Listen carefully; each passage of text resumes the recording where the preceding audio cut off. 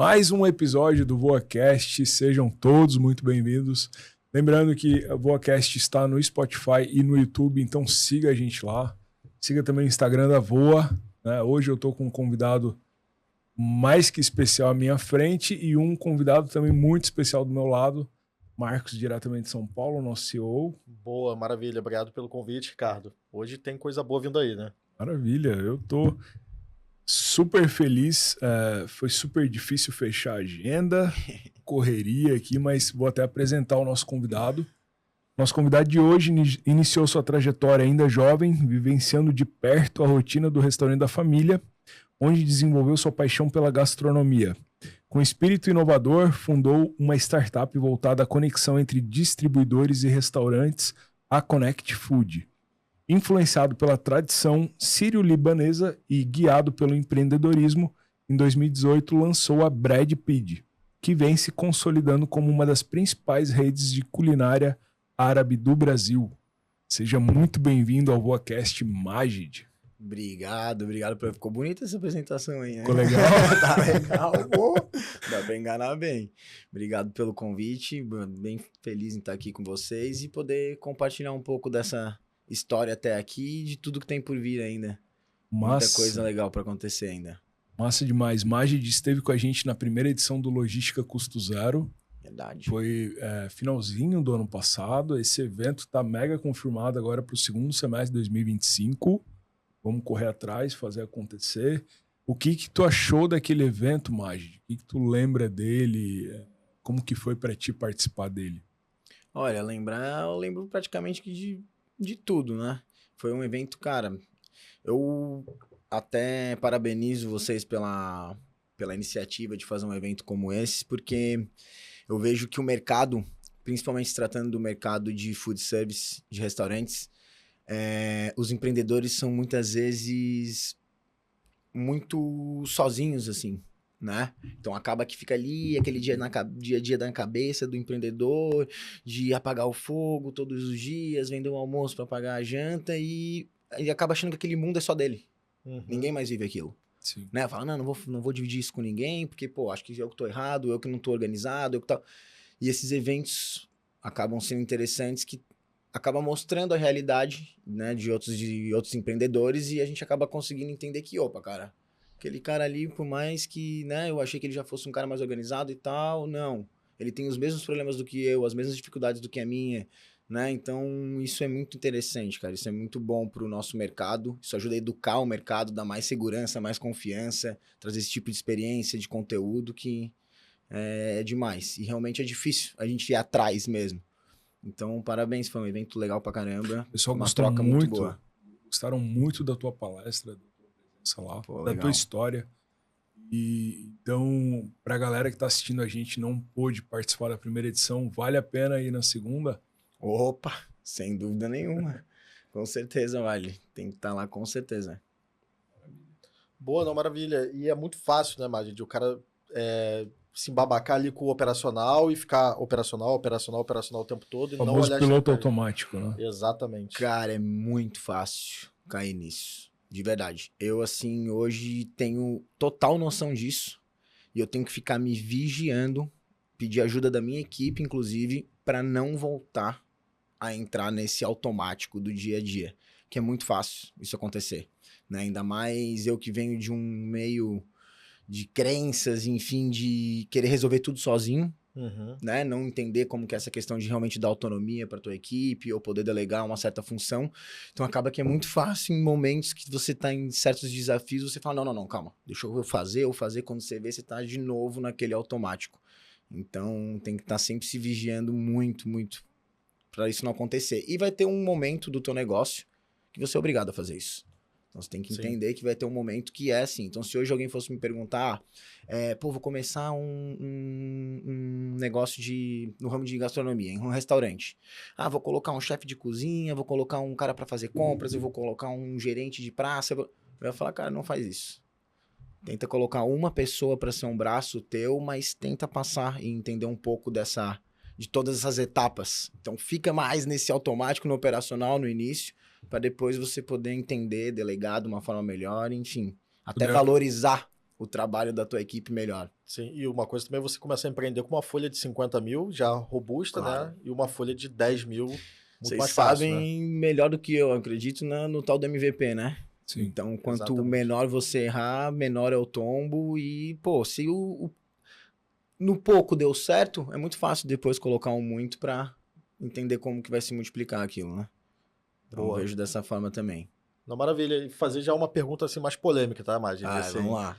cara, a gente percebe que quando a gente vai olhar nesse setor do food service, né? A gente está olhando ali uma média de 2 anos para o cara quebrar. Majoritariamente as empresas quebram em até 2 anos. Sua operação tá com 7. Você tá com 7 anos. Boa. Pau. Cara, o que você enxerga que você fez de diferente da maioria para ter esse sucesso? Não, e detalhe, né? Curioso é a culinária libanesa no Brasil, né? Sírio-libanesa no Brasil. Sim, querendo ou não, uma culinária temática, né? A gente lida com mais esse desafio aí no mercado. Mas, cara, essa pergunta é uma pergunta que não tem uma receita, assim. Eu não posso te falar que, tipo, ó, é isso e tá lá. A fórmula do sucesso, vamos dizer assim. Mas eu com certeza posso dividir algumas coisas que eu enxergo que eu venho fazendo e fiz desde o início que creio eu que me trouxeram até onde eu tô, tá? Uma delas foi que eu realmente meti sempre muito a mão na massa. Então eu nunca tive medo mesmo do trabalho em si. Se precisasse ficar como operador de caixa, eu ficava. Se fazer entrega do meu próprio produto, eu fazia entrega. Na época da pandemia, quando a gente estava sem motoboy, né? Não tinha, na verdade, não estava tendo nem público presencial. Eu botava dentro do meu carro, ia lá, entregava o produto para o cliente, fazia as compras que precisasse. Final de semana, sempre trabalhei, continuo trabalhando. Então, isso foi uma coisa que eu nunca tive problema, assim, sabe? Então, sempre me coloquei à frente do meu negócio mesmo, independente de tipo, sou o proprietário, não vou fazer esse tipo de função. Então, isso nunca passou pela minha cabeça. Isso eu sinto que motivou sempre muito a minha equipe, muito o time que estava do meu lado. Então, pô, eu tô em 7 anos aí com um PID e, pô, não tenho um processo trabalhista, sabe? Tipo, eu vejo a minha equipe realmente querer vestir a camisa e olhar pra mim, tipo, quando eu vou passar alguma coisa, me escutar mesmo. Acredito muito que foi por todos esses anos que eu tive ali junto à frente. Outra coisa que eu acho que com certeza fez diferença foi nunca tá satisfeito com os processos em gerais, né? Então, tipo, lógico, a gente vai lá, formata algo, cria aquela esfirra daquele sabor, ou aquele modo de atender no delivery, enfim. Mas eu sempre tô querendo aprimorar esses processos. Então, pô, eu vejo, pô, funcionou, rodou, como que a gente melhora isso? Como que a gente melhora isso? Como que a gente melhora isso? Dá pra rever essa situação, dá pra rever aquela.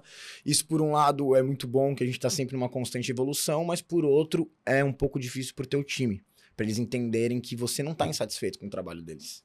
Né? Você não tá insatisfeito com aquilo, você tá, tipo, realmente querendo chegar em algo muito próximo do perfeito, que o perfeito nunca vai existir. Sim. Então, acho que essa combinação aí de estar querendo sempre aprimorar o meu negócio e de estar sempre botando a mão na massa quando sempre necessário, foram 2 pontos que me ajudaram a chegar até onde eu tô aqui, sem dúvida nenhuma. E como eu falei ali, o lance da culinária, né, no Brasil, sente que isso foi um dificultador ou um facilitador? Olha, eu acho que a gente tá como uma gastronomia temática, assim, né? Talvez a 6ª gastronomia mais conhecida ou mais pedida através de plataformas de delivery, né? Então, eu vejo como uma oportunidade, tá? Eu enxergo como uma oportunidade, né? Por mais que o meu mercado seja mais nichado, né? Porque poucas pessoas ainda pensando na massa, assim, conhecem mesmo a culinária árabe, acreditam que, tipo, a culinária árabe esfirra. Não, a gente tem uma culinária muito rica, que vai muito além disso. Então, é algo que eu tenho minha questão familiar, né? Cultural, que pra mim é muito importante levar isso adiante, assim, querer mostrar a minha cultura através da alimentação. E eu entendo que, pô, beleza, eu sou o 6º mais conhecido do mercado, vamos se dizer. Ok. De contrapartida, eu consigo entrar em qualquer shopping center do Brasil, por exemplo. Porque eu não vou estar competindo no mix com praticamente ninguém. Se eu fosse mais uma pizzaria, mais um hambúrguer, mais um italiano, acabou. Tu não entra mais nos melhores shoppings do Brasil. Porque eles não vão querer criar uma concorrência interna tão forte assim. Então, pô, eu já vejo por esse lado. Então, até inclusive é algo que nos trouxe para essa loja que a gente vai inaugurar em breve aí, que a gente vai falar dela já já, que eu tava concorrendo justamente com o Spoleto naquele ponto comercial e a gente conseguiu ganhar a negociação pelo fato de já existir restaurante do mix italiano lá dentro. Então, para mim, é um ponto positivo aí. E a culinária é uma culinária que tem muito a crescer ainda aqui, com certeza. Legal que você trouxe, cara, porque às vezes o empresário ele fala assim, cara, vou empreender no ramo de comida brasileira, sushi, hamburgueria, porque tem mais gente que quer, mas também tem mais concorrência, né? Com certeza. Você tá ali andando de carro, só que numa via super movimentada que às vezes vai dar trânsito, né? Você tá navegando ali numa via muito mais livre para você, né? Exato. Dá pra inovar, dá pra fazer N pontos. E, Majid, assim, explica um pouquinho pra audiência como é que é a sua operação, né? Acho que tem algumas características bem legais, né? De ser enxuta, etc. Explica um pouquinho como é que você montou a Brad Pid, assim. Então, o PID, Curiosidade, Pode Brad Pid, porque eu vejo tu falando muito Pid. PID. Me explica isso também. É Brad Pid. O PID é um produto, tá? O PID, na verdade, ele é uma esfirra turca. Ele é uma esfirra, tipo, de uns 30 centímetros, ele é quase como se fosse uma mini pizza turca. Certo. Eu queria trabalhar com um produto esfirra. Daí, justamente vindo nisso, eu falei, pô, esfirra, não quero ter uma esfirraria, sabe? Eu quero poder focar em... E acabou que eu falei, vou trabalhar com o PID, o produto PID, um produto turco. Então, quando a gente criou o PID lá, 7 anos atrás, foi todo formatado em cima desse produto. Então, meu cardápio inicial só tinha PID, não tinha nenhum dos outros pratos que eu trabalho hoje. A operação foi moldada em cima de, pô, esse é o produto que a gente vai servir, então dá para fazer uma coisa bem enxuta, compacta, enfim. E daí o Brad vem porque só o PID ficaria uma coisa muito vaga, né? Tipo, um nome muito, PID. Então, na Turquia tem mais de 4 mil tipos de pães. Né, acabou que ficou isso. Na época eu tava junto com um sócio, na época que eu tive, que me ajudou a iniciar o Brad Pid, ficou comigo durante uns 6 meses para justamente me ajudar na parte de ficha técnica, desenvolvimento de cardápio, que é um cara que tem um conhecimento profundo nisso. E daí ficou até essa brincadeirinha de Brad Pitt. Então eu falei, a galera vai saber falar, vai ficar uma coisa que vai pegar e vamos embora. Entendi. Então foi daí que veio o nome. E a operação, eu venho do ramo de alimentação, então desde meus 8 anos eu tô dentro do ambiente de restaurante, né? Eu sou o filho mais velho, homem de uma família árabe, então eu tô no trabalho desde muito cedo. Então eu sempre tive dentro dos restaurantes da minha família, que são restaurantes grandes. Então era restaurante de 40 funcionários, obviamente não no começo, né? Meu pai ali teve toda a história dele também, o crescimento dele, mas aonde eu mais realmente estava consciente do negócio, quando eu tinha meus 17 anos, eu assumi a gerência mesmo do restaurante que meu pai tem hoje, era um restaurante muito grande, 45 funcionários, operação das 7 da manhã à meia-noite, todos os dias da semana, em shopping, 2 cozinhas, estoque gigantesco, e eu falava, cara, para fazer a gestão disso aqui é muito difícil, além de todos os desafios, mas é muita coisa, é muito difícil metrificar o negócio, é muito produto que estraga, que vai, que volta, não dá para ter mais de uma loja dessa. Então, pegando essa experiência que eu tive na minha vida ali naquele restaurante, mais experiência que eu tive na tecnologia de ser compacto, enxuto, startup, viagem de lease, teste AB, muda rápido MVP. E tal. Exato, MVP total. Escutar muito o cliente, vamos escutar lá fora desse escritório, não aqui dentro, quem tá aqui dentro não paga a conta. Foi aí eu juntando essas 2 experiências que eu falei, cara, vou montar uma rede de restaurantes árabe, trazer minha cultura no negócio, voltar para o ramo que eu sempre estive, que é o ramo de gastronomia, e construir algo totalmente escalável, que é a palavra que a gente mais escuta no mundo da tecnologia, escalável. Como que eu torno esse mercado tradicional escalável? Então é isso, pouca metragem quadrada, poucos maquinários, não tem ponto de gás, então o PID hoje com 9 metros quadrados a gente consegue tá operando, sem necessidade de ponto de gás, de exaustor, 5 pessoas para atender tanto o balcão quanto o delivery, das 11 da manhã às 11 da noite, todos os dias da semana, com um cardápio de restaurante. Então hoje a gente tem pratos para o horário do almoço, a gente tem os combos, que é mais pessoal, que vai ali no happy hour, no período da noite, e obviamente a esfirra, que é o nosso carro-chefe, que é feito na hora, na frente do cliente, inclusive, para ter o valor percebido do produto e tudo mais. Então, o PID foi moldado em cima de todas essas ideias e experiências que eu tive na minha vida, assim. Não tem ponto de gás, também não tem exaustor. Não tem ponto de gás e não tem exaustor, apenas um ponto elétrico, ou seja, você consegue entrar num quiosque, num shopping com com um metro quadrado mais caro, vamos supor, do Brasil, e você vai pagar por um espaço menor, proporcional ao teu negócio. Então também já foi pensado nessa linha.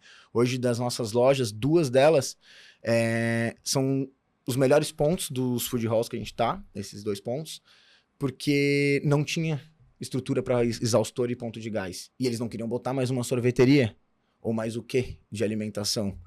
Daí a gente conseguiu entrar ali por conta disso. Geralmente é um problema, né? Pô. Ponto de exaustão ali. Para quem não é do ramo, pode parecer que não, mas para quem realmente é um problema grande. Além de um custo maior, é manutenção daquele equipamento, um equipamento caro, traz uma estrutura muito mais robusta, então faz uma grande diferença, assim. Brilhou o olho de quem já trabalha nesse ramo. Boa, então a gente tá falando ali de uma operação enxuta, custo baixíssimo, né? Mas ao mesmo tempo, como você tá num setor diferenciado, você também consegue manter um ticket médio bacana, né?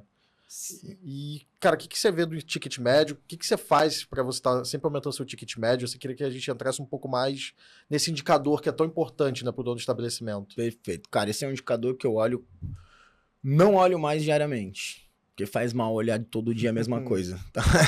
Eu fui aprendendo isso. Não olho mais. Faturamento, não olho mais todos os dias também. Então eu tenho um dia específico da semana que eu vou lá, porque senão o empreendedor fica muito naquela, vendi mal ontem, meu Deus, o que foi? Por que aconteceu isso? O que aconteceu? Calma, cara, precisa de uma amostragem um pouco maior, precisa entender um pouco melhor por que isso está acontecendo. Então, o indicador de ticket médio para mim é o principal indicador, tá? Pensando em venda. Porque ele é mais importante do que o cliente novo. É muito caro você trazer um cliente novo pro teu negócio. Né? Então, você traz aquele cara que não conhece, principalmente de uma alimentação como a árabe, assim, né? Tem toda aquela curiosidade, tem que encantar o cara e poder pegar na hora certa. Então, é muito melhor você vender para quem já conhece e consome o teu produto. É isso que eu boto muito na cabeça do meu time e da minha equipe. E a gente faz esse trabalho constante, né? É um trabalho constante, é um trabalho diário, é um trabalho de ponta de loja. Não é um trabalho de dentro do escritório, até você consegue traçar uma boa estratégia, mas tem que estar lá, né? Então hoje eu tenho ótimas pessoas que levam esse trabalho adiante, né? E eu tenho supervisores de loja. A gente faz o que para aumentar esse ticket? Primeiro que a gente tem um discurso de vendas. Então no horário que você chegar no almoço, você vai receber um discurso de venda. O cara do almoço, ele tem a tendência mais de comer, porque o brasileiro quer o que é um prato. Sim. O cara não quer uma esfirra, o cara não quer um lanchinho no almoço. Então, não precisa nem falar das esfirras. Chega, apresenta o cardápio, conhece o Brad Pitt. Ah, não. Se ele te respondeu não, ele já te deu a abertura total para você fazer a oferta para ele. Então, eu tenho esse combo aqui, jogar pro combo, não jogar pro prato normal, para mostrar para ele que ele tá ganhando ali a entrada, mais a sobremesa, pelo mesmo preço praticamente do prato sozinho. Aí o cliente vai lá e vai aceitar. Vou tentar pensar na venda perfeita aqui do horário do almoço. Ah, não, fechou, perfeito, faz sentido para mim. Então eu vou querer esse prato aqui, esse combo executivo árabe de kafta bovina. Perfeito. Então quando ele entra com esse combo, a gente lança meio que uma venda complementar no nosso sistema a gente tem ali. Então se o cara pegou esse combo, ele tem direito por R$ 3,99 a levar um chá gelado feito na hora de Damasco. Então tipo, um valor que quase que você não tem como falar não para aquele negócio. E você já aumentou a venda em mais R$4, né? O cliente vai sair satisfeito com uma refeição completa, com um chá gelado feito na hora de Damasco, e a gente foi lá e aumentou o nosso ticket levando para o combo e ainda colocando esse chá gelado. A gente atende em torno de 100 pessoas por loja hoje, vamos pensar nisso. Se 50%, que se você ofertar para todas as pessoas, você vai ter uma conversão de 30% a 50%. Isso é claro. O problema é fazer com que nós, seres humanos, tenha vontade suficiente de toda venda você ofertar o mesmo negócio, né? Então, normalmente não é sempre que a gente está nessa empolgação. Normal. Eu entendo, inclusive, o meu próprio time em relação a isso. E daí a gente entra com o quê? Bonificação. Então, cara, faz essa venda. Vende 10 desse pra gente por dia que no final do mês você vai ganhar tanto a mais, né? Então, A gente vai tentando traçar as estratégias em cima disso. Então, é discurso de vendas, produtos direcionados. A gente não pode chegar e falar, precisamos vender mais. Isso é muito aberto, entendeu? A gente tem que bater esses 150 mil reais esse mês. Mas como? Aí eu vou lá e vou destrinchando para eles. Gente, vamos supor, é 30 mil que tem que vender no mês? É 30 mil, é muito, né? Mas é 1.000 por dia. A gente fica aberto 12 horas, 10 horas, é 100 reais por hora. Entendeu? Desses 100 reais por hora, o que a gente tem aqui de ticket? Nosso ticket é 50 reais, são 2 pessoas por hora. Então, 2 pessoas, a gente tem que vender para 2 pessoas por hora, pô. Nada mais que isso. Aí vai ficando aquela coisa mais tangível, Palpável. Palpável, exatamente, e é isso que eu vou tentando sempre trazer para eles, para a equipe. E a gente conseguiu realmente fazer um aumento de ticket, principalmente nesses últimos 2 meses, muito interessante. Muito. Inclusive, eu trouxe um gerente operacional novo, que ele também vem muito com essa veia de comercial, que eu estava precisando trazer para o meu negócio, algo assim. Então, a gente criou até as metas, é tipo um joguinho de tabuleiro. Então, tipo, a meta da semana 1 é tal, daí eles vão andando as casinhas lá em tempo real dentro da loja, vivendo aquilo, a gente tem um grupo de vendas. Então, pô, os caras vão lá hoje, fazem uma venda, eles fazem questão de bater foto do cupom fiscal e falar, olha, e jogar no grupo, olha a venda que eu fiz aqui e tal, lá. Então, isso vai mantendo o negócio vivo, sabe? Então, tem que estar vivendo isso, dividindo com a equipe, vendemos tanto, mas também nosso custo é tanto, sabe? Tipo, educar. Eu faço muito essa questão de querer educar o meu time, assim, sabe? Mostrar pra eles que, pô, a gente faz isso, mas, a gente paga 4 mil reais por mês em luz só dessa loja aqui. Caramba, nossa, porque se você não vê, você não sabe, não adianta. Boa. Conseguiu tornar divertido aquilo que normalmente, em 99% dos estabelecimentos no Brasil, é chato, é boring, é cansativo, poxa, de novo. Pô, agora tu tá até gamificando a parada. Gamificando, cara. Depois eu posso até... eu quero mostrar pra você, mas esse joguinho de tabuleiro, assim, é muito legal envolver mesmo a galera. Diz que veio da pessoa nova que tu trouxe pro comercial, mas ele trouxe de alguma outra grande rede? Não. Da onde que ele tirou essa ideia? Acabou que nessas conversas... Vocês que desenvolveram? Claro, nessas conversas a gente vai desenvolvendo, assim, é um cara criativo também. Que legal. Então... E é essa cultura, assim, mesmo que a gente quer deixar na empresa, sabe? Tipo, deixar no time todo. E eu sou, cara, muito aberto em relação a isso, assim, ó. Chega um colaborador nosso e fala, pô, cara, eu tô querendo ir embora, tal. Eu sou totalmente receptivo em relação a isso. Primeira coisa que eu vou fazer, lógico, é por quê que você quer. Tem certeza? Deixa eu te explicar, deixa eu te mostrar como que é o mercado. Olha só. Se você for para outro lugar, meu Deus, o que eu mais quero é que você cresça. Eu entendo que o PID hoje é uma empresa de passagem. Já é claro pro meu time isso. Eu deixo claro para todo mundo. Cara, hoje a gente paga lá acima do base, inclusive, mas, pô, para viver no Brasil não dá, meu. Não tem. Você tem que correr atrás mais mesmo, tem que fazer 2 turnos, senão não tem condições, não dá. Não adianta querer achar que dá. Ainda mais em Floripa. Sim. Tá louco? Então, é óbvio que a gente tem um plano de carreira dentro do PID, só que não dá para ser para todo mundo. Então eu já deixo claro, já entendo com todo o meu time o seguinte, gente, botem na cabeça, a nossa retenção, a gente vai tentar fazer a melhor possível, segurar a galera, mas não vai ter, a gente vai estar girando mesmo, o cara que tá aqui 6, 7 meses ganhando esse salário, a gente não pode pegar e promover todo mundo, então vamos deixar esse cara aí para outro lugar, crescer e tal. E se precisar, ele volta aqui. Sim. Ele volta aqui. Então fica uma coisa leve, eu tento deixar claro para todos, galera, vamos deixar esse ambiente leve, cara. Vamos deixar leve. Pô, a vida fora daqui já tem desafio pra caramba. Pô, tem o cara que apanha de vê a mãe batendo no pai, não tem dinheiro pra pagar o aluguel e mora em 6 pessoas no mesmo lugar e vai... Tipo, vamos deixar isso lá, que lá a gente já não tem mais como controlar. Aqui dentro a gente pode. Então, pô, vamos lá. Vamos ser amigo aqui um do outro, vamos se ajudar. Todo mundo faz tudo, entendeu? Vamos comemorar, assim, um aniversário de um colega que tá aqui dentro, sabe? Enfim...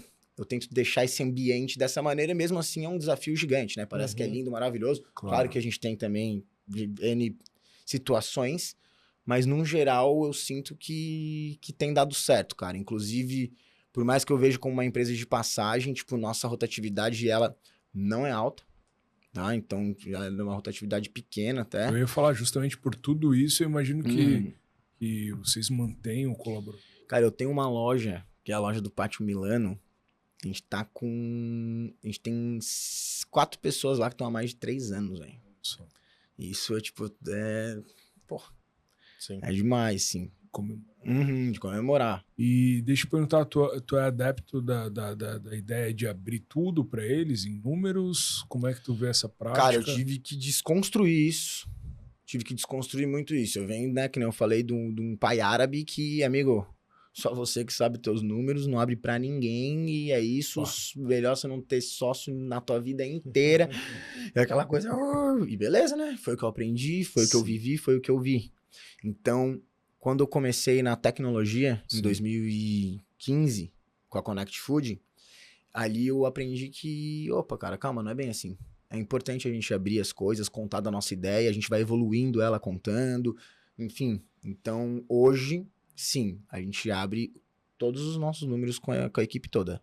Desde da pessoa que tá lá na loja, fazendo a venda lá de balcão, até, obviamente, da produção, do escritório. Então, todo mundo tá ciente do que tá acontecendo, da onde a gente quer chegar e como que funciona essa... Eu preciso que eles entendam que uma empresa precisa vender. Tem que faturar. Senão não funciona o negócio. E quando fatura, tem coisa para pagar. Entendeu? Então tem que estar claro isso pra galera, porque senão fica uma coisa meio que... eu queria um aumento de R$50, eu não ganhei. Nossa, os caras são, meu Deus, o Maged lá, porra, que cara pão duro e tal. Não é essa a questão. Tem que entender que não dá pra fazer só as nossas vontades. Que de vontade...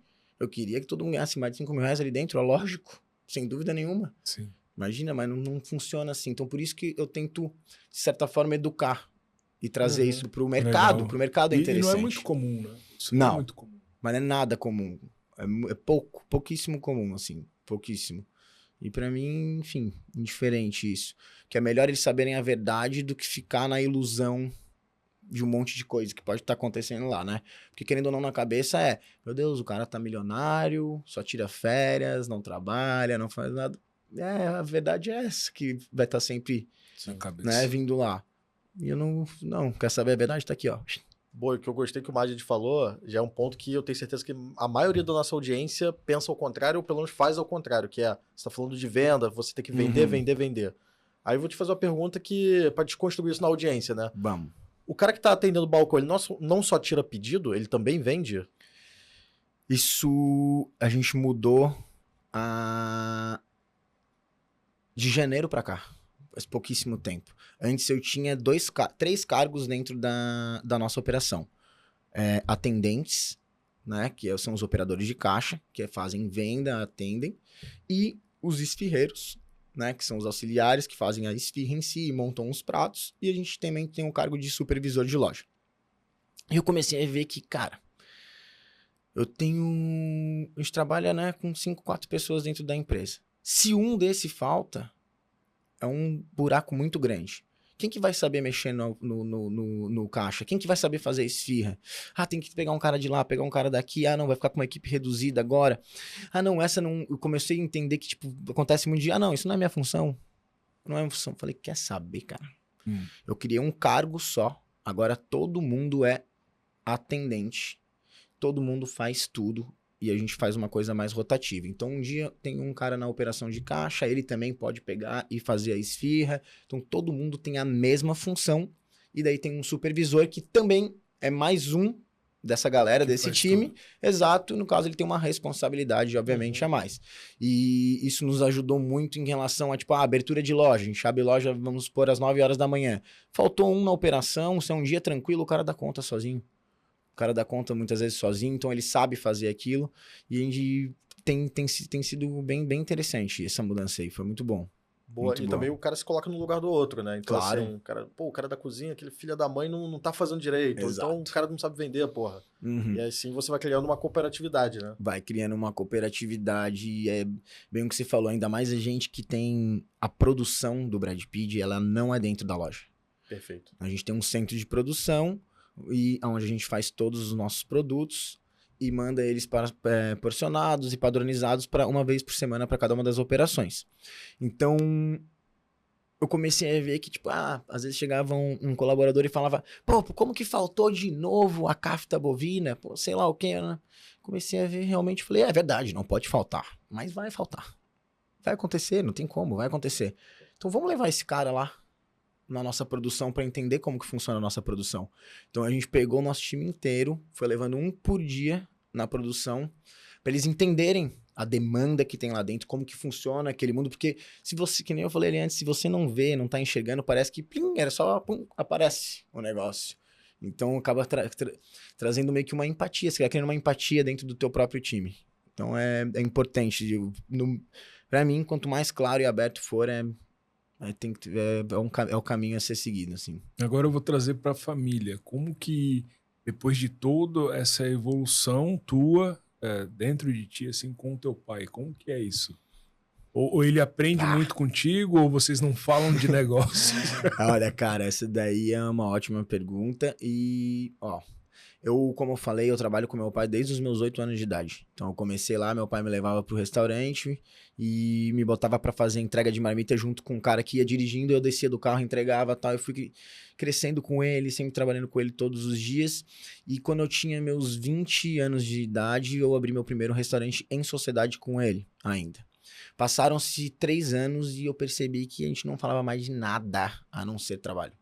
Então a gente só falava de trabalho, chegava em casa era trabalho, no trabalho era trabalho, e ficou aquela coisa, não tinha mais relação alguma com meu pai, fora o trabalho, né? E de um jeito que não era um jeito muito legal, assim, né? Eu enxergo hoje, assim, beleza, né? Na época fez muito sentido tudo, agradeço demais, não tenho ressentimento nenhum, mas não era uma coisa gostosa de se conversar, de se construir, assim. E daí foi onde eu tomei a decisão de seguir o meu caminho pelas minhas próprias pernas, que foi iniciar a Connect Food na época. E daí a nossa relação melhorou muito. Depois que eu saí da empresa, melhorou bastante. A gente começou a ter outros assuntos, né? Claro que no início ali ficou aquele ressentimento de tipo, putz, te preparei pra ser o cara pra levar esse negócio né, pra frente. Mas, pô, cara, não dá. Eu sempre tive muito essa vontade de querer botar minhas ideias em prática, assim. E foi com a Connect que foi o primeiro passo, né? A Connect Food no caso, a gente tinha um problema na época, dentro do ramo de restaurante, que existe ainda esse problema, na verdade, que é de fazer compra de insumos, né? Nossa compra é quase que diária, quase que recorrente, e não tinha uma plataforma onde conectava distribuidores food service a estabelecimentos. E daí eu fiz uma pesquisa, não existia mesmo, queria um marketplace que conectava essas duas pontas. Foi uma experiência fantástica, fiquei 5 anos com essa empresa, acabei fazendo a venda dela. E, pô, foi ali que eu aprendi demais. Ali eu aprendi muito. Com meu pai eu tinha aprendido até então, resumidamente, né, óbvio. Amigo, bota a mão na massa, faz acontecer e pronto. E foi que ele realmente me trouxe muito forte. E com a Connect me trouxe mais essa questão de organizacional geral. Entendeu? De ter processos, procedimentos, ser enxuto, compacto, MVP, enfim. Mais conteúdo, vamos assim dizer. Então foi demais a junção desses dois universos. Nossa. Boa. Quer trazer alguma coisa? Não, eu tava lembrando do evento, da tua palestra, tu comentou, teve um caso que me chamou a atenção, foi das tuas avós. Elas ajudam na cozinha? Então, ali é uma pequena guerra, né? Porque eu tenho uma avó síria e uma avó libanesa. Pergunta polêmica. Eu tenho uma avó síria e uma avó libanesa, então fica sempre aquela guerra de quem tem a melhor comida, né? Mas é uma guerra, né, no humor, mas nem tanto. Eu vou falar pra vocês. Mas as duas cozinham muito bem, né? Eu particularmente acredito assim, agora falando não só do lado afetivo, a comida libanesa, a comida fria libanesa é a melhor. Então as pastas, as saladas, os tabules, enfim, é mais gostoso no meu ponto de vista. E da Síria, aí são as comidas quentes. Certo. Então esfirra, os arroz com carneiro. Não vou ficar falando o nome de verdade aqui, senão ninguém vai entender. Mas... E daí eu procuro fazer o quê? Quando eu comecei o PID, eu falei, lógico, eu vou querer levar as receitas familiares, né, da minha família pro meu negócio. Então, eu sim trouxe a minha avó, trouxe minhas tias, trouxe quando eu falo, convidei elas para ir, né, até a nossa cozinha da época. E daí veio uma tia libanesa minha, me ajudou muito, minha tia Rufaida, ela sempre fez quase que metade do meu cardápio. E o que eu fazia? Eu trago elas fazem, eu falo, tia, tete, que é vó em árabe, né? Faz do teu jeito. Não muda nada por nada. Faz do teu jeito, do jeito que você faz. Então ela vai lá, aí nessa eu junto meu chefe de cozinha, junto com um gerente de produção hoje, né? Tô falando de agora. Sim, 7 sim. anos depois tem essa galerinha aí. Então eu boto um em cada lado e falo, ó, vão olhando o que ela tá fazendo, vão anotando tudo pra produzir a ficha técnica e entender. Porque eu falo, Tete, quanto que você botou de pimenta síria aqui? Ah, isso aqui mais ou menos. Mas aqui, fechou. Então tem que ir pegando. E lógico, eu pego o prato delas, finalizado, a gente come ele, experimenta, é maravilhoso, não tem o que falar, mas pro paladar brasileiro, ele não é um prato do dia a dia. É muito carregado no tempero, então a gente teve que fazer várias adaptações, colocar menos tempero, fazer a medida correta pra gente poder realmente comercializar esse prato, né? Então já teve uma mudança do original pro Brasil. Do original, sim, né? Na quantidade de temperos. Entendi. Mas uma coisa que a gente mantém muito forte são 2 pontos. O modo de preparo ainda é o mesmo, tá? A gente não usa nenhum tipo de conservante, a gente não usa nenhum produto ultraprocessado, então o modo de preparo do alimento é o mesmo. E os nossos temperos, eles são genuinamente sírio-libaneses. Então eu compro de um fornecedor que ele realmente traz de container, importa e me entrega desde a canela em pó, que é um tempero mais comum, Sim. até um cardamomo, por exemplo, que é um tempero mais complexo e caro. Legal. Não, fazendo uma analogia na minha cabeça com o sushi, né? Porque até onde eu sei, não existe catupiry no Japão, né? Pois é. Não existe, e não existe catupiry na Síria também, mas a gente tem a esfirra de frango catupiry. Ah, legal. Não dá, o negócio quando vira comercial, Sim. tem coisa que você acaba tendo que nem eu falei, a gente pode criar o melhor cardápio do mundo aqui, nós 3 aqui dentro, abrir aquela porta para começar a vender e o cliente não quer comprar. Sim. A gente vai ter que vender o que o cara quer, de certa forma, né? Uma coisa que eu não vou fazer, que eu pretendo e não quero, é quebrar a questão da carne de porco. Isso a gente não vai trabalhar realmente, porque daí é uma coisa que pega de frente daí com partida religiosa e tal. Então, enfim, não faz sentido algum. Mas se o cara quer um doce árabe de Nutella com pistache, a gente vai fazer que nem a gente fez e foi um sucesso de venda, assim. Boa. E dentro da operação, vocês tem muita métrica? Falou ali da tua avó que pega um punhado e tal, então até para fazer a ficha técnica e isso se perpetuar ao longo da jornada, o pessoal mede tudo, faz assim como a tua avó fez, questão de desperdício, chega nesse nível de controle? Que é a verdade ou o que é pra falar? Cara, então, não, brincadeiras à parte, esse é um ponto que vai ser sempre uma briga, com certeza. Sim. Né? Porque pensa vocês, coloca no lugar. A gente tem ficha técnica de todos os produtos. A gente tem ficha técnica encadenada com um modo de preparo, receita e de parede, que tem as fotos do produto finalizado com bem pontuando certinho o que tem que ser feito todos direto. Os medidores. Sem muito blá blá blá, sem muito lá. Tem todos os medidores, todos os porcionadores, tudo, balança pra tudo. Mas se você tá 6 anos fazendo o mesmo negócio, chega um momento que na hora da tal correria ou tal, você acaba botando mais na mão, certo. Enfim. Mas eu vou até, aproveitar esse momento para parabenizar minha equipe da cozinha, que a mesma equipe há 5 anos. Legal. Tá? Foda. Então, os 7 que estão lá, 7 não, 6 que estão lá, hoje tem 7, mas estão há 5 anos. O chefe trabalha comigo há 13, o chefe de cozinha. Nossa. Ele veio de outros restaurantes como auxiliar e hoje ele é meu chefe de cozinha. Eles têm conseguido manter muito bem a qualidade do produto, assim, eu digo em relação a tempero. Então, o que significa que eles estão tendo bastante cuidado com isso. Claro que também teve a entrada de um gerente de produção, que foi minha primeira contratação de peso, assim, e foi um cara que entrou há 11 meses atrás no meu negócio e eu percebi que, cara, dá pra você ter um colaborador tão empenhado quanto um sócio, um dono do negócio, assim, sabe? Então ele trouxe uma visão que eu não tinha, de uma parte que me complementou, tem me complementado muito, que é essa parte da cozinha em si. Eu sou muito do comercial, loja, operação.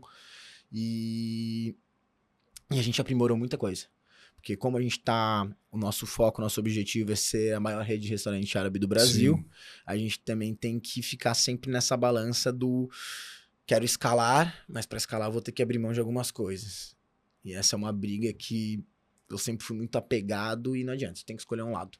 Ou você abre um bistrô de um lugar só e faz o melhor trabalho do mundo, pega aquela pinça, coloca o romanzinho ali em cima e sei lá o quê. Ou você vai para um lado mais de escala que você vai perder um pouco disso. Mas a qualidade não. Boa, vamos puxar então pro comercial, a tua parte mais, extrair mais do comercial. Dava para abrir franquia já logo de início, lá antes, no primeiro ano, por exemplo, ou não? O momento é agora porque eu precisava passar por isso e aquilo. Toda certeza. Com toda certeza. Mesmo se eu tivesse todo o dinheiro ali na mão, né? Que coisa que obviamente eu não tive, né? E eu não faria. Claro que é muito mais fácil se enxergar agora, 7 anos depois, que você tem que passar por diversas situações e diversos momentos do teu negócio para você se sentir preparado para franquear. Mas o principal era que eu sempre estudei e analisei bastante o mercado de franquia e eu percebia que existiam grandes marcas, muita marca boa, que tinham um potencial gigantesco e elas iniciavam no franchising, abriam 50, 60, 100 lojas e do nada, morria. Aí eu falava, por quê, cara? Porque o cara tomou decisão muito rápido. O cara quis em 1, 2 anos se tornar uma franquia e sair expandindo, coisas que ele foi aprendendo junto com o franqueado. E quando você coloca um terceiro no teu negócio, você tem que ter essa cautela mais que dobrada. Então, eu como vinha desse mercado, falei, cara, o que eu quero focar muito é em construir o melhor business pro meu franqueado. Pro empreendedor, o cara tem que estar muito bem, ele tem que estar muito seguro. Então, já foi pensando nisso, não ter cozinha. Então, hoje com o PID, você tem que focar na parte comercial e gestão de pessoas. Então, se você é um franqueado que está dentro de uma loja, você precisa de 4 pessoas contigo. 2 em cada turno, você consegue fazer a venda perfeita, estando ali, atendendo o teu cliente, cuidando do teu time. Esse é o teu foco, né? Então, eu tive sempre uma meta de, quando eu tiver 5 operações, é quando eu vou conseguir estar com isso entendido. Lógico que esse plano foi feito antes da pandemia. Então, na pandemia eu abri loja, fechei loja, enfim. E quando eu completei agora as 5, eu falei, eu tenho um centro de distribuição, eu tô seguro com a minha equipe de produção, que ali é o coração, né, do negócio, onde tem que estar todo o produto sempre em dia e ter capacidade de produção suficiente para as aberturas de loja. E foi onde eu falei, é isso aí, vamos entrar no mercado agora e vamos entrar com cautela também. Então, neste momento, a gente está aberto ao mercado de franquia, a gente já está com nossa primeira loja em obra, só que o franqueado escolhido muito a dedo. Então agora tem que ser mesmo aquele cara que quer fazer, que entende que para ganhar dinheiro, para o negócio funcionar, não é estando em casa, mesmo porque está comprando uma franquia, não, já está tudo formatado, já está tudo padronizado, vai funcionar assim. Não. O GradPid não é para esse cliente ainda. Talvez num futuro possa ser. Então agora é pro cara que não. Eu entendo que eu preciso estar lá, que eu tenho que vender, que eu vou ter que botar a mão na massa mesmo. Se meu funcionário não for, eu não vou sair procurando alguém, eu mesmo vou fazer, porque eu vou crescer junto com essa marca. E apareceram ótimas pessoas, inclusive esse primeiro franqueado, ele é até de origem árabe, inclusive. Que legal. Né? Foi fantástico. Ele me procurou há 3 anos atrás e eu falei pra ele, cara, eu não tô pronto. Não tô preparado ainda. Não, mas vamos lá, eu dou um jeito, sei lá o quê. Eu falei, não tô, cara. Ficou até meio assim na época. E agora, 3 anos depois, eu liguei pra ele e falei, vamos conversar que agora eu tô preparado. Aí a gente fechou e vai ser ele que vai abrir. Então a gente vai abrir a nossa primeira loja franquia em julho, agora desse ano. Legal. Vai ser a primeira loja fora de Florianópolis, que vai ser em Balneário Camboriú. Opa. E vai ser nossa primeira loja dentro de um shopping center, que é a vitrine daí realmente que a gente precisa para poder expandir no Brasil. Porque hoje a gente está localizado em food halls e não é o muito comum no Brasil inteiro. Sim. É mais shopping. Então foi analisando tudo isso, sentindo essa segurança, essa confiança, que eu falei, não, agora vamos entrar no mercado mesmo. Mas aí tem desafios, né? Pela logística, eu imagino que a tua produção esteja aqui. Exato.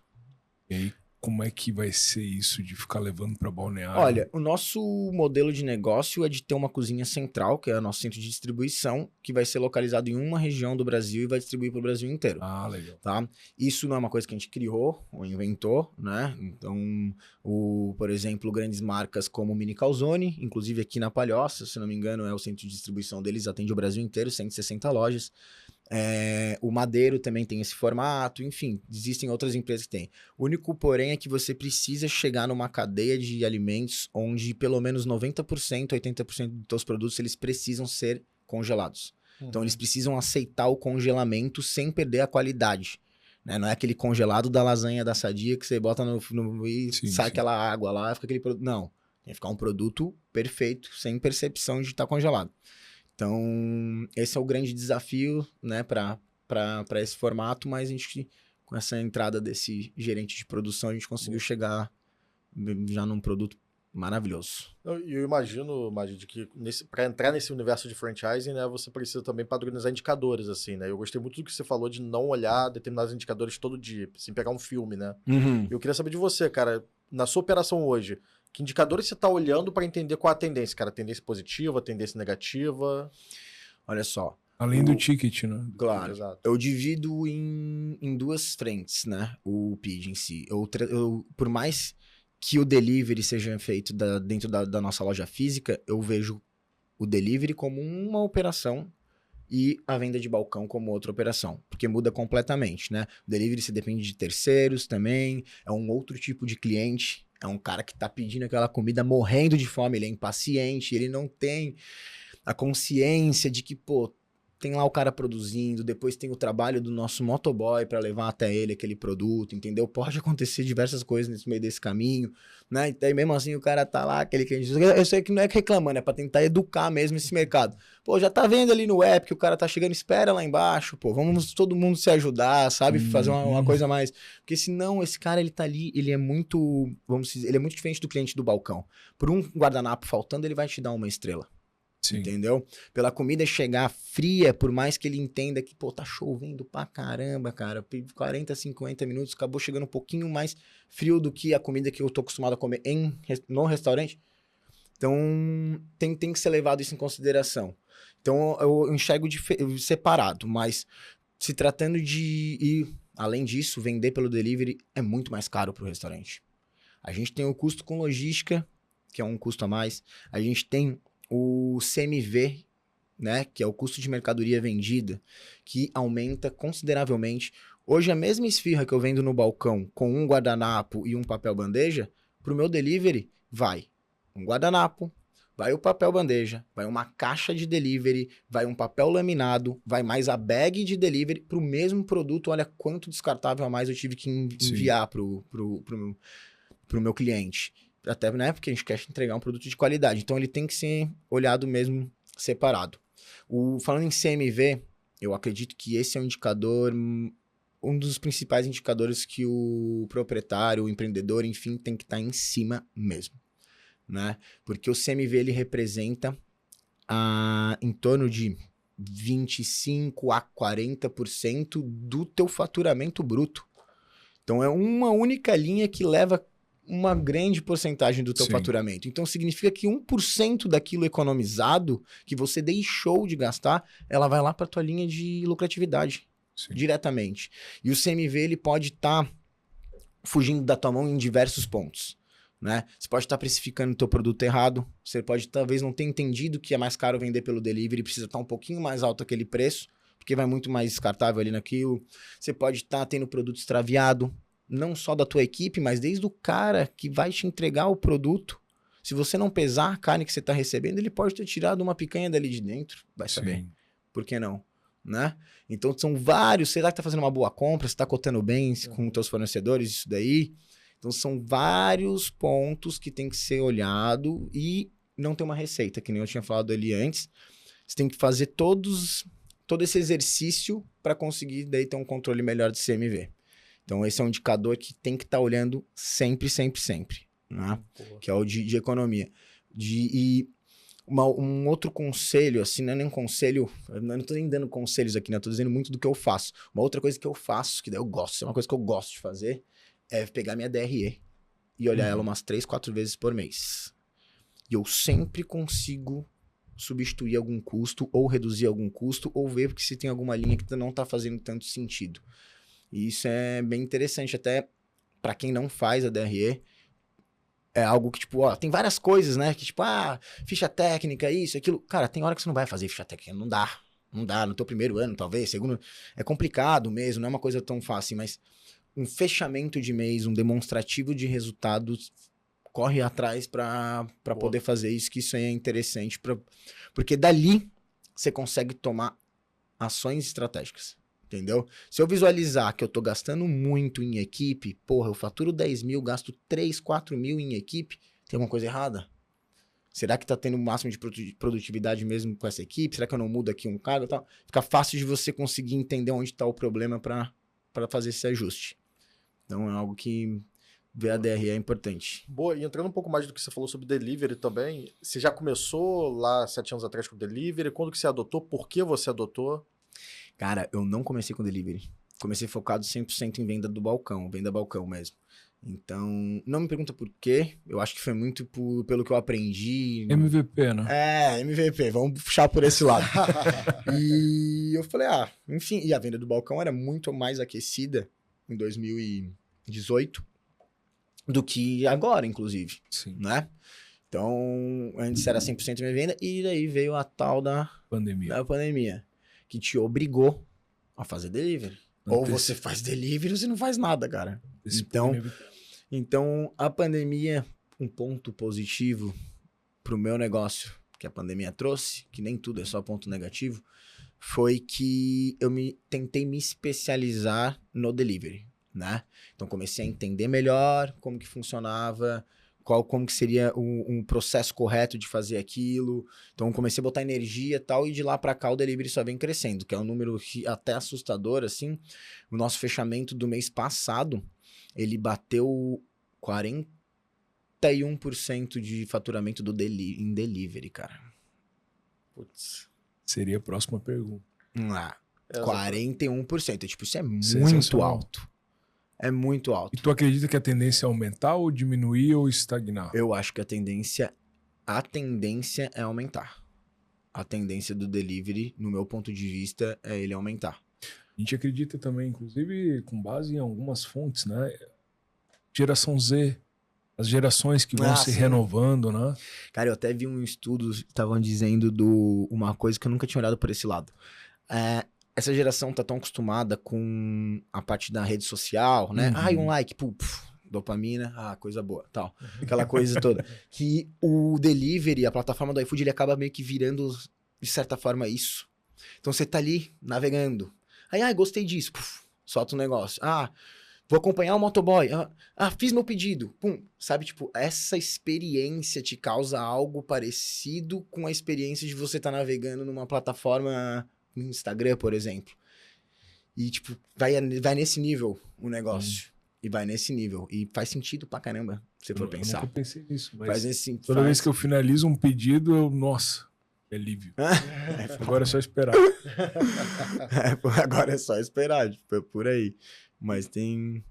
Não, bacana. E lá na sua operação, hoje você tá tentando diversificar no delivery, né? Canais de vendas, tá focando em marketplace para ir bem. Como é que tá isso? Olha, cara... Preciso melhorar nesse ponto, sem dúvida nenhuma, né? São muitas frentes que a gente tem e não dá pra atacar tudo junto. Eu sou muito dá pra fazer mais ou menos, não vamos fazer agora, tá? Então, essa do não, se é pra fazer mais ou menos, não vamos fazer agora, a gente ainda tá na mão apenas do iFood pra delivery, né? E é uma próxima big task, assim, que a gente quer resolver. Emplacar outro canal. Tem que ter plataforma própria, assim. Não, mas pô, o cara não vai sair do iFood, toda a comodidade dele não tem problema. Desde que eu comecei a escutar isso, se eu já tivesse colocado e eu trouxesse 3 clientes por mês, eu já teria uma base bem interessante ali dentro dessa plataforma. Então tem que estar, ainda mais se tratando de que o delivery é um caminho que só tende a crescer, tem que focar mais nisso, tem que ter outros canais de venda. Quanto mais canal de venda tiver, melhor. Tem cara que pede pelo Instagram, tem gente que ainda pede pelo telefone. A gente recebe ligação lá dentro do nosso CD, que nas lojas não tem telefone, retira pedido e manda para a loja. Então tem cliente de todos esses lados. E não dá para perder venda. Não dá para a gente perder venda, deixar de atender cliente, não é o que a gente quer fazer.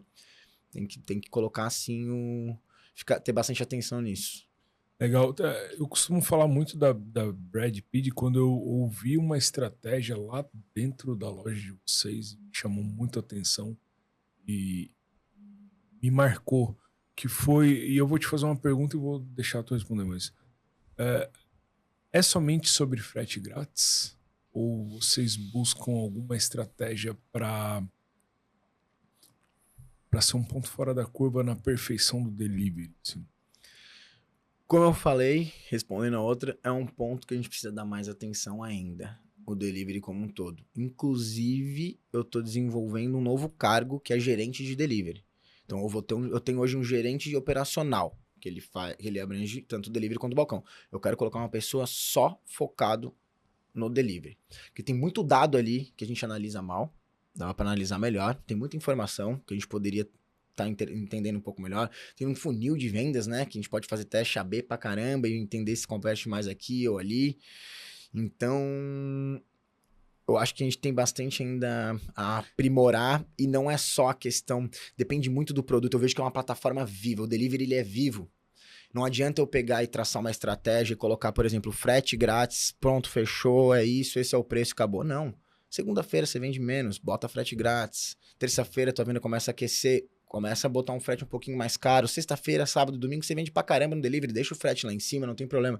Sabe? Tem que ter alguém ali, em cima. Putz, choveu, aumenta o tempo. Putz, não tá chovendo. O motoboy tá tudo esperando aqui. Ah, vamos botar aí 10 minutos de entrega. Saiu 2, 3 pedidos. Bum, aumenta pra 25. Então, o cara que começar a conseguir ter essa percepção e investir nisso, que é o que a gente vai fazer, eu quero ter uma central de delivery dos caras.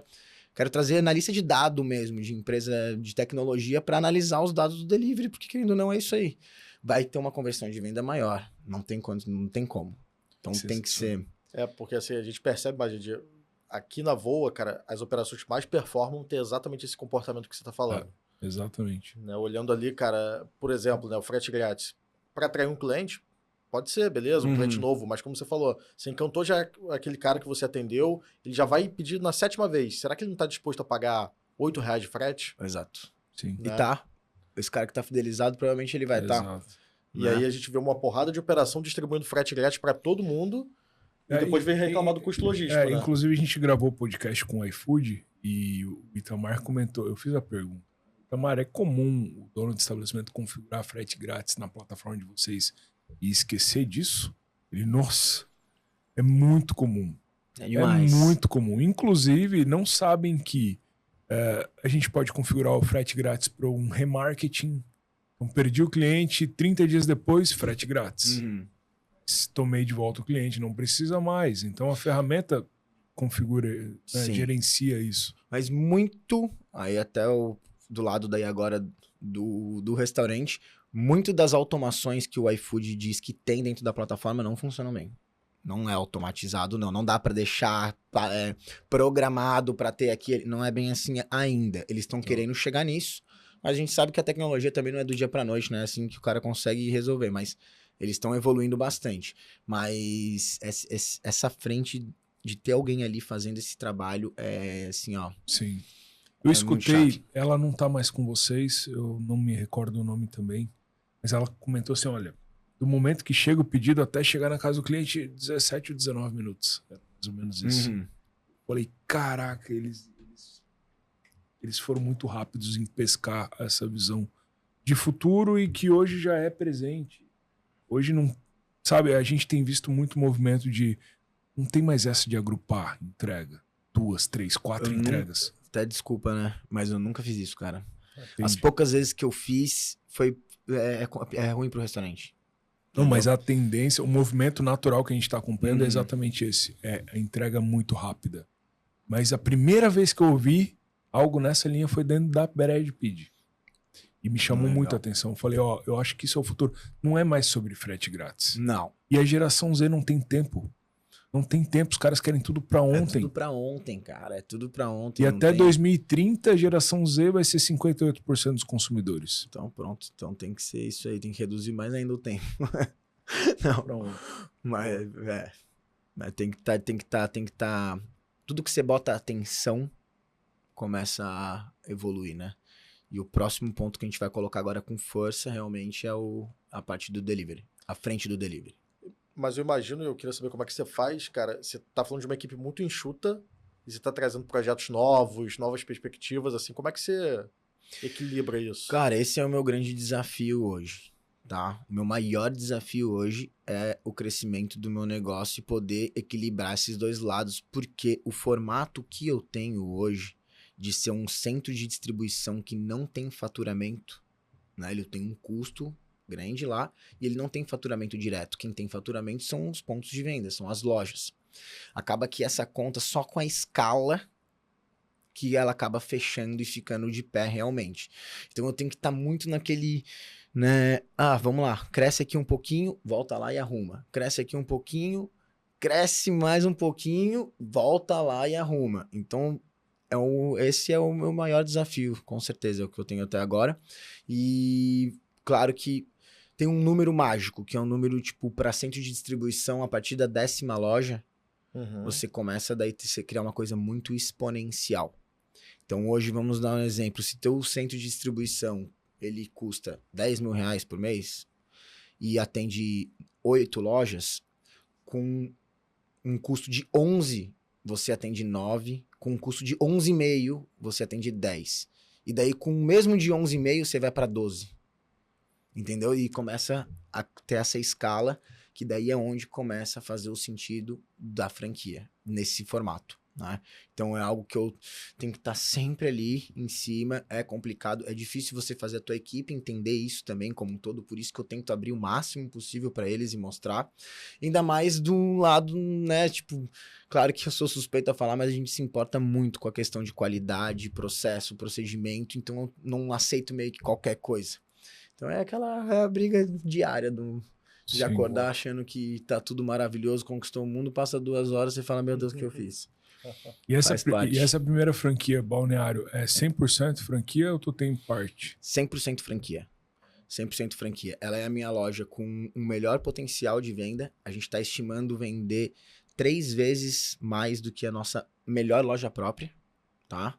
E eu realmente tinha esse propósito de trazer a minha melhor operação para os primeiros franqueados do PID. Então, tipo, eu quero que tanto que a gente está abrindo a loja no shopping de maior faturamento de Santa Catarina, que é o Balneário Shopping do Grupo Almeida Júnior. Então, para você entrar naquela praça, é extremamente concorrido. Uma das únicas praças, eu acho que de Santa Catarina, de alimentação, quando eu falo, que ainda cobra CDU. Você tem que pagar para entrar lá, não é? Tipo, né? Tem fila de espera.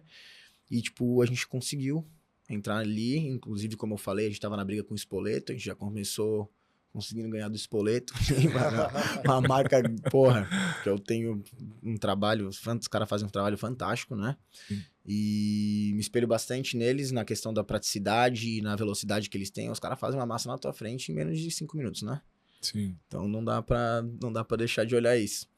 E, enfim, era uma coisa que eu sempre botei na cabeça, que é isso. Como eu falei, eu monto o PID, lógico, para os clientes, sem os clientes, para os clientes, sem os clientes, nada funciona, mas olhando muito para o empreendedor, assim. É o cara que eu quero trazer um espírito, um formato diferente de franquia, sabe? Então, tipo, eu quero tá muito próximo dessa galera mesmo. O que nem eu falo hoje para minha equipe, eu falo, gente, o meu sonho com o PID do meu trabalho é eu poder ser 100% dos meus franqueados. Sabe? Tá em loja, vamos estar em loja mesmo, vamos entender porque que não tá vendendo, vamos analisar esses números juntos, vamos fazer live junto, todos de uma vez por semana, todos os franqueados, vamos botar na mesa. E a festa de final de ano? Tá. A festa de final de ano, sem dúvida, né? Deixa eu te fazer uma pergunta. Para quem quer ir para essa linha de abrir franquias, tu precisou de alguma assessoria, algum suporte de alguma empresa terceira, ou tu fez por conta? Olha, desde a primeira loja, desde quando a gente abriu o PID, eu já tinha essa intenção de franquear. Então, o modelo do PID foi criado num formato franquia desde o dia 1. Né? Com cozinha central. Uma loja, eu tinha uma cozinha, um centro de distribuição, uma cozinhazinha central, né? E para atender uma loja. Foi ainda assim. Claro que agora, quase que 1 ano atrás, eu contratei uma consultoria, porque tem uma parte que daí é uma parte burocrática e de material, de criação de cofre, que é a circular de oferta e tal, que ia tomar um tempo muito precioso meu, que eu preciso ainda, né, tá dando muita atenção para as minhas lojas e, né, aprimorando tudo. Então eu tive que contratar essa consultoria para a gente poder formatar e deixar o mais redondo possível. Então, cara, é complicado, porque finalizava os materiais, eu falava, putz, dá pra melhorar isso aqui. E vamos. Aí até que chegou uma hora que meio que meu time me olhou junto com esse consultor e falou, cara, deu. Tá ótimo perfeito. assim. Deve dar um medo, Vamos né? olhar pra frente. Deve dar um medo, tipo, putz, será que vai dar certo? Será que... Cara, o medo, ele vai estar sempre presente. Não tem como não. Ele só não pode ser maior do que a tua vontade de vencer e de querer fazer um negócio dar certo. E, inclusive, o medo é extremamente importante, porque senão você sai dando... Né? Não, beleza, vai dar certo, não. Ah, um franqueado aqui, o cara nunca viu alimentação na vida, nunca trabalhou, tem 19 anos de idade. Ah, lógico, vamos botar ele pra... Não. Né? Então, você tem que ter o receio, que faz você analisar melhor, faz você entender melhor se aquilo ali vai ser certo ou não. E, cara, é um mercado que, como a gente falou em algum momento aqui, nos primeiros 2 anos fecha muita empresa, né, de alimentação. Muita. Então, eu não quero cair nesse índice aí com um produto que eu criei e que eu tô passando para terceiros. Então, quero ter o maior cuidado possível mesmo. Inclusive, como eu falei, a loja com o melhor potencial de todas vai estar sendo entregue por um franqueado. Vocês ajudam... Vocês estão abertos a novas lojas para novos franqueados? Então, o nosso objetivo esse ano é de 3 operações, tá? Então, Já foi a primeira. a nossa meta é para 3 unidades no formato franquia, não mais que isso. Dessas 3, 2 já foram. 2 já foram. Então a gente tá com essa que a gente tá em obra, a outra tá com um contrato assinado e vai começar a obra lá por agosto. E essa terceira operação a gente tá ainda em conversa, entendendo, e eu tô vendo também ainda se realmente eu vou seguir com ela ou não. Porque, que nem eu falei, eu quero dar muita atenção para esses franqueados, esses primeiros. Sim. Né? Eles que vão... Tudo que eu fiz até então pode ir por água abaixo se a gente não performar bem agora. Sim. Então eu preciso estar com eles junto mesmo, voltar lá pro Maja de 7 anos atrás, entrar em operação e fazer aquele negócio funcionar e performar da melhor maneira possível. Precisa fazer um trabalho a 4 mãos, de escolher local, eles te pagam e tu entrega a loja pronta com as chaves, tá aqui as chaves. Então, tem alguns modelos. O modelo de franquia, geralmente é o quê? Você entrega todo o material pro teu franqueado e ele que executa em si, né? Então ele que vai atrás de arquiteto, ele que cuida da obra e tudo mais. Eu que estou fazendo 100% desse trabalho para essas operações. Porque, como eu falei, para mim, essa loja é mais importante do que... Tão importante quanto a minha loja número 1. Sim. Então, eu tô junto... Eu tô puxando praticamente mesmo... entrega a chave para ele. Praticamente isso. Praticamente isso. Inclusive, ele queria muito abrir num outro ponto comercial que eu olhei para ele e falei, cara, não é bom aqui. Eu não confio. Feeling, foi atrás de dados. Foi feeling. Era um ponto, inclusive, em Balneário Camboriú também, um food hall que tá abrindo lá, pô, investimento gigante, o negócio e tal, mas eu falei, eu não acho que não é. Não abriria se fosse pra mim. Sendo a minha 6ª loja, eu até abriria, que complementa no meu faturamento, né, das outras unidades. Mas sendo minha primeira, não. Então ainda tem mais essa. Porque no momento ali, no início, gente, é relacionamento novo. Tudo é bom, tudo tá lindo, tudo tá maravilhoso, a gente é amigo e vai funcionar. A partir do momento que esse cara começar a tomar prejuízo ou a expectativa dele não for suprida, se eu estiver distante desse cara, ele vai começar, puta, aquele filho da puta só quis vender pra mim. Ah, não, eu não acredito. Só queria botar a taxa de franquia no bolso e não quer mais saber de nada. E não é essa relação que eu quero criar com ele, entendeu? Pelo menos ele vai lembrar de todos esses pontos, eu espero, né? Mas não vai nem precisar. A gente Ele vai pode performar. até não ir tão bem na segunda, mas na primeira tem que... A gente vai performar. Nossa dor de cabeça, com certeza, com essas lojas que a gente vai inaugurar agora, vai ser de loucura de venda. Sem dúvida, porque o ponto é muito bom. Marcos. Foi aula, porra. Pô, Só pegar o caderno e anotar e tentar replicar. boa, Gostei cara. demais, cara. Bom demais esse Gostei papo. Foi muito rápido, a hora passou e a gente viu um monte de pergunta. Foram 15 minutinhos, né? Deu 15 minutos de papo. Espero que a galera em casa tenha aproveitado. Majid, como é que o pessoal te acha? Cara, pode me achar. Tem o meu Instagram, que é Majid Fawakiri. Depois a gente bota na edição. Tá aqui, ó. Tá aqui embaixo. @Majid Fawakiri. E tem o Instagram do PID também, que é @BradPID. Dá pra me encontrar lá. Eu faço alguns conteúdos também no meu Instagram. Então, tipo, eu mostro bastante do meu dia a dia, assim, dentro da empresa. Obviamente, não só a parte bonita. Então, a realidade mesmo, para ninguém ficar se iludindo e achando que é mil maravilhas empreender. Que tem um lado bom, como tudo, mas também tem um lado bem desafiador, né? Sim. Então, dá para me encontrar lá, a gente conversar, o que precisar. Maravilha. Pô, Fechou? estamos fechado. Maravilha. Maravilha. Obrigado, Magid, por estar aqui com a gente. Obrigado, audiência, e até a próxima. A gente se vê. Valeu.